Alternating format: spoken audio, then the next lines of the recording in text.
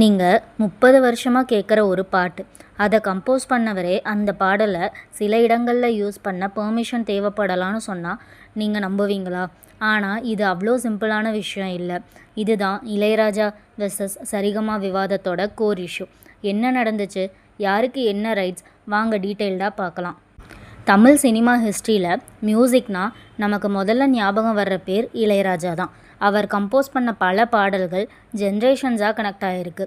ஆனால் சில வருஷங்களாக இளையராஜா சாங்ஸ் யூஸ் பண்ணால் காப்பிரைட்ஸ் வருது, சரிகமா தான் ஓனர், இளையராஜா தான் ஓனர்னு சோஷியல் மீடியாவில் நிறைய டிஸ்கஷன்ஸை பார்த்துருப்போம். இதில் யார் கரெக்டு? சோஷியல் மீடியாவில் பார்க்குற மாதிரி ஆன்சர் ரொம்ப சிம்பிள் இல்லை.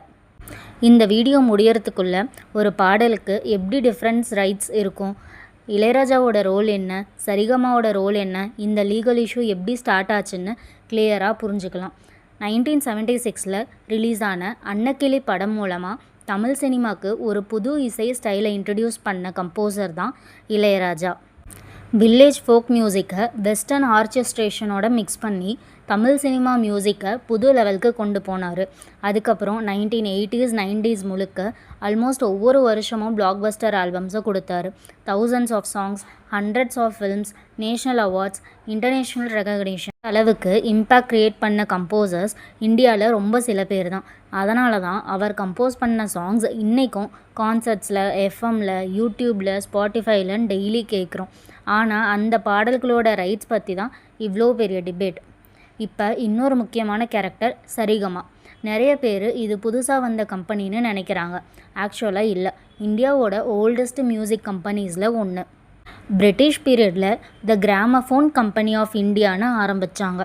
அப்போது கேசட் இல்லை, ஸ்பாட்டிஃபை இல்லை, யூடியூப் இல்லை, கிராமஃபோன் ரெக்கார்ட்ஸ் தான். அதுக்கப்புறம் எல்பி ரெக்கார்ட்ஸ், கேசட், சிடி, இப்போது டிஜிட்டல் ஸ்ட்ரீமிங். காலம் மாறினாலும் கம்பெனி மியூசிக் டிஸ்ட்ரிபியூஷன் பிஸ்னஸில் கண்டினியூ பண்ணிட்டு தான் இருக்காங்க. தமிழ், ஹிந்தி, தெலுங்கு, மலையாளம்னு பல மொழிகளில் லேக்ஸ் ஆஃப் ரெக்கார்டிங்ஸ் அவங்க லைப்ரரியில் இருக்குது. அதனால தான் பல ஓல்டு சாங்ஸ், அதுவும் தமிழ் சாங்ஸ் சரிகமா கேட்டலாகில் இருக்குது. ஆனால் இதனால் எல்லா மியூசிக்கும் அவங்க க்ரியேட் பண்ணாங்க அப்படின்னு அர்த்தம் இல்லை. ஆனால் சில ரெக்கார்டிங்ஸோட கமர்ஷியல் ரைட்ஸ் அவங்கக்கிட்ட இருக்கலாம்.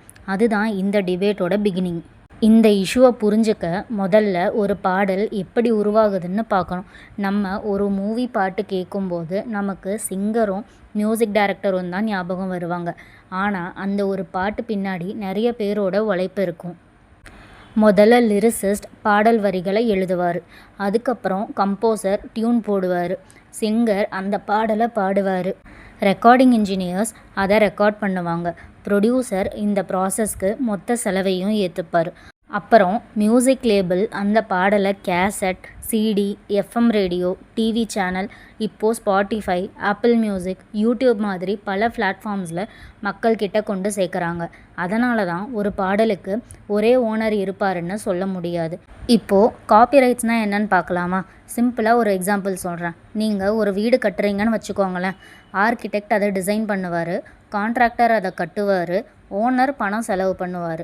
இப்போது டிசைனுக்கும் ஆர்கிடெக்டுக்கும் சில ரைட்ஸ் இருக்கும். வீடு ஓனருக்கு ப்ராப்பர்ட்டி ரைட்ஸ் இருக்கும்.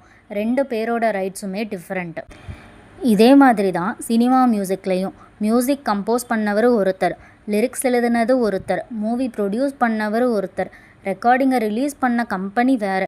இந்தியன் காப்பிரைட் ஆக்ட் படி இவங்களுக்கு டிஃப்ரெண்ட் ரைட்ஸ் இருக்கலாம். இப்போது சரிகமா சைடில் என்ன சொல்கிறாங்கன்னா, பழைய தமிழ் பாடல்களில் ப்ரொடியூசர்ஸ் அந்த சவுண்ட் ரெக்கார்டிங்ஸ் ரைட்ஸை அக்ரிமெண்ட் மூலமாக மியூசிக் கம்பெனிக்கு அசைன் பண்ணியிருக்காங்க. அந்த அக்ரிமெண்ட் அடிப்படையில் தான் அந்த ரெக்கார்டிங்ஸை கமர்ஷியலாக யூஸ் பண்ண ரைட்ஸ் எங்களுக்கு இருக்குன்னு சரிகமா சொல்கிறாங்க.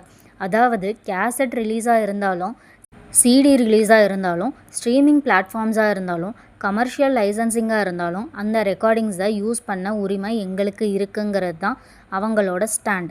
ஆனால் இதை கேட்ட உடனே இன்னொரு கேள்வி வரும். அப்போ இளையராஜாவுக்கு என்ன ரைட்ஸ்? கம்போசராக இருந்தாலும் அவர் என்ன கிளைம் பண்ண முடியும்? அதுக்கு ஆன்சர் தான் இந்த டிபேட்டோட முக்கியமான பகுதி. இப்போது இன்னொரு முக்கியமான கேள்வி, இளையராஜா என்ன சொல்கிறாரு? இளையராஜாவோட ஸ்டாண்ட் என்னென்னா, நான் இந்த பாடல்களோட கம்போசர், இந்த இசையை உருவாக்கியது நான், அதனால் கம்போசராக எனக்கு இருக்க வேண்டிய உரிமைகளும் ராயல்ட்டிஸும் பாதுகாக்கப்படணும். இது ஒரு பாடலை பற்றி மட்டும் இல்லை, இந்தியாவில் இருக்க மியூசிக் கம்போசர்ஸோட ரைட்ஸை பற்றி பெரிய டிஸ்கஷனாக மாறிடுச்சு. ஆனால் இங்கே தான் ஒரு முக்கியமான ட்விஸ்ட் இருக்குது. 2012 இந்தியன் காப்பிரைட் ஆக்டில் சில முக்கியமான மாற்றங்கள் கொண்டு வரப்பட்டது. இந்த மாற்றங்களோட முக்கிய நோக்கம் கம்போசர்ஸும் லிரிசிஸ்ட்டும் அவங்க உருவாக்கின படைப்புகளுக்கு ராயல்ட்டி உரிமைகளை வலுப்படுத்துறது தான். ஆனால் இதை புரிஞ்சுக்கும் போது ஒரு விஷயம் ஞாபகம் வச்சுக்கணும். பல இளையராஜா சாங்ஸ் இந்த அமெண்ட்மெண்ட்க்கு ரொம்ப முன்னாடியே கிரியேட் பண்ணப்பட்டது. அதனால் ஓல்டு அக்ரிமெண்ட்ஸ், ரைட்ஸ் அசைன்மெண்ட், புது லீகல் இன்டர்பிரிட்டேஷன்ஸ் இதெல்லாம் சேர்ந்து தான் இந்த இஷ்யூவை ரொம்ப காம்ப்ளெக்ஸாக மாற்றிடுச்சு. இந்த விவாதம் சோஷியல் மீடியாவில் ஆரம்பிக்கல, பல வருஷங்களாக கோர்ட்ஸில் டிஸ்கஸ் பண்ணப்பட்டுட்டு இருக்குது. Concert, television telecast, digital streaming, commercial licensing ஒவ்வொரு சுச்சுவேஷன்லேயும் கோர்ட் பார்க்குறது எந்த ரைட்ஸ் யாருக்கிட்டே இருக்குது, எந்த அக்ரிமெண்ட் என்ன சொல்லுதுங்கிற விஷயந்தான். அதனால தான் எல்லா சாங்ஸுக்கும் ஒரே மாதிரி ஜட்ஜ்மெண்ட் இருக்கும்னு சொல்ல முடியாது. சோஷியல் மீடியாவில் 2 எக்ஸ்ட்ரீம்ஸுமே பார்க்கலாம். ஒன்று, சாங்ஸ் எல்லாமே இளையராஜாவுக்கு தான். இன்னொன்று, சாங்ஸ் எல்லாமே சரிகமாக்கு தான். உண்மையிலேயே இந்த 2 ஸ்டேட்மெண்ட்ஸும் அவ்வளோ சிம்பிள் இல்லை. ஒரு பாடலில் composer rights, lyrics rights, sound recording rights, movie rights இப்படி பல வித காப்பிரைட்ஸ் இருக்கலாம். ஸோ இளையராஜா சாங்ஸ் யாருக்கு தான் சொந்தம்? இதுக்கு ஒரு வார்த்தையில் ஆன்சர் சொல்ல முடியாது. இளையராஜாவுக்கு கம்போசராக சில உரிமைகள் இருக்குது, லிரிசிஸ்ட்டுக்கு லிரிக்ஸ் மேலே உரிமைகள் இருக்குது, ப்ரொடியூசருக்கு சில உரிமைகள் இருக்குது, மியூசிக் லேபிளுக்கு சவுண்ட் ரெக்கார்டிங்ஸ் ரைட்ஸ் இருக்கலாம். எந்த அக்ரிமெண்ட், எந்த உரிமைங்கிறத பொறுத்து தான் லீகல் பொசிஷன் மாறும். அதனால தான் இந்த விவாதம் இவ்வளோ வருஷமாக தொடர்ந்து பேசப்பட்டுட்டு இருக்குது. காப்பிரைட்ஸ்னால் ஓனர் யாருங்கிறது மட்டும் இல்லை, யாருக்கு என்ன உரிமை இருக்குங்கிறது தான் முக்கியம். அதனால் சோஷியல் மீடியா ஹெட்லைன்ஸை மட்டும் பார்த்து முடிவெடுக்காமல் முழு ஃபேக்ட்ஸும் தெரிஞ்சுக்கிறது ரொம்ப முக்கியம். இந்த வீடியோ உங்களுக்கு பிடிச்சிருந்தா லைக் பண்ணுங்கள், உங்கள் கருத்தை கமெண்ட்ஸில் ஷேர் பண்ணுங்கள். இதே மாதிரி சினிமா, ஹிஸ்ட்ரி, லீகல் ஃபேக்ட்ஸ் சிம்பிளாக புரிஞ்சுக்க சப்ஸ்கிரைப் பண்ணுங்கள். தேங்க்ஸ் ஃபார் வாட்சிங்.